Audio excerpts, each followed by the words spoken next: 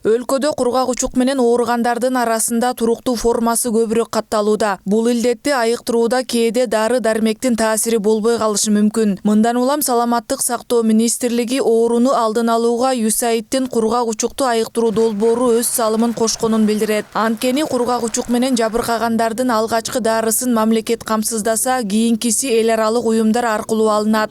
Кургак учукту айыктыруу долбоору бизге ушул багытта көп жардамдарды көрсөтүп атат. Бул биринчиден ушул биздин кадрдык ресурстардын билимин жогортуу боюнча эң биринчи негизги, экинчи болсо материалдык техникалык базаны жакшыртуу. Ошол жака биздин лабораторияларга заманбап лаборатордук оборудование алып берип жатат. Ар бир медициналык уюмдарга керектүү медициналык жабдыктар, бул рентген аппараттар, ошол лабораторияга керектүү жабдыктарды, анан реагенттерди алып берип жатат. Кыргызстан эл аралык аренада кургак учукка кабылган 130 мамлекеттин катарына киргендиктен министрлик бул дартка каршы күрөшүү аракетин улантарын кошумчалады. Белгилүү болгондой, бүгүн Бишкекте кургак учукту айыктыруу аталышындагы 5 жылдык долбоордун жыйынтыктоочу конференциясы өттү. Иш-чарада ооруга каршы күрөшүүдөгү жетишкендиктер, дарылоо жана аны алдын алуу боюнча талкууланды. 5 жылдык долбоордун алкагында Чүй, Нарын, Талас, Баткен облустарында жана Бишкекте лабораториялык системаларды оптималдаштыруу аркылуу кургак учукту диагностикалоо жакшырган. Муну менен катар өлкө аймагында аталган дартты дарылаган бейтапканалар заманбап жабдуулар менен камсыздалган.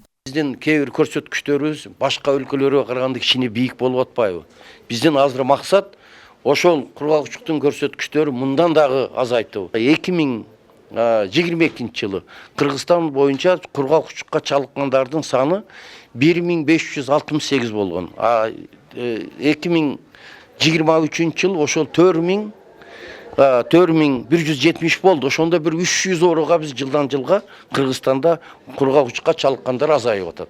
Ошондой эле 5 жылдык долбоордун негизинде өлкөнүн аймактарындагы 43 миңден ашуун ден соолукту чыңдоо кабинетинин адистери, жамааттык жана диний лидерлер, ыктыярчылар атайын кургак учук боюнча окутулган. Ал эми конференцияга Таластан келген Анархан Кожоназарова облуста кургак учукка кабылган бейтаптардын саны жылдан жылга азайып жатканын айтат.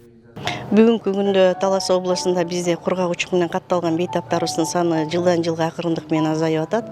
Жалпы абсолюттук саны 156 жаңы табылган кургак учук бейтаптары катталды. Же болбосо 100 миң калкка алып келгенде 46,1. 100 миң калкка алып келгенде багы 46,1 да. Ал эми дарыга туруктуу формасы салыштырмалуу 3 жылдыкын алып келгенде былтыр бизде өтө эле азайып кетти.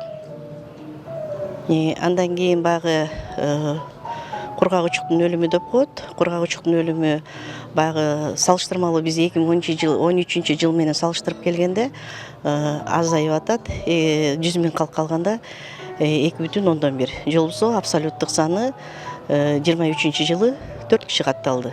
Буга улай өткөн жылы облустагы кургак учуктун дарыга туруктуу формасы 79%, ал эми дарыга сезимтал формасы 84% сакайганын белгиледи. Учурунда кургак учукка каршы күрөшүүнүн жыйынтыгы илдетти жеңүүгө жол берет. Мында убагында текшерилип, дарылануу маанилүү.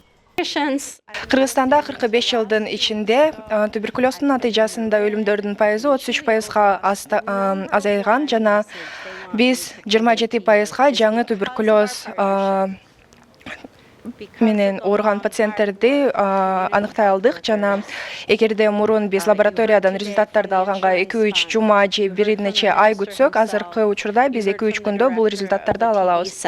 Андыктан 5 жылдын аралыгында кургак учукка байланыштуу маалымат жалпы 1,5 миллион адамга жеткирилип, илдетке каршы күрөшүү жүргүзүлгөнүн маалымдады. Акылай Маратова, Жылдыз Кадырбаева, New TV.